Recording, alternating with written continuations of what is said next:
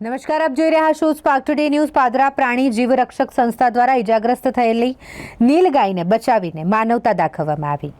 Padra Jambusar road Dabhasa ગામ પાસે એક નીલગાયને કોઈ અજાણ્યા વાહનને અડફેટે લેતા નીલગાય ગંભીર રીતે ઇજાગ્રસ્ત થઈ હતી, જેની જાણ પાદરા પ્રાણી જીવરક્ષક સંસ્થાને થતાં સંસ્થાના પ્રવીણ મહારાજ, કિરણ સહિતના વોલેન્ટિયર ડભાસા ગામે પહોંચી ગયા। ઇજાગ્રસ્ત થયેલ નીલગાયને પકડી વન વિભાગ ખાતે લઈ જવામાં આવી અને ડોક્ટર દ્વારા આ નીલગાયને સારવાર આપવામાં આવી। મારું નામ પડિયાર કિરણ છે। હું પાદરામાં પ્રાણી જીવરક્ષક સંસ્થામાં વન્ય પ્રાણી બચાવ કામગીરી કરી રહ્યો છું।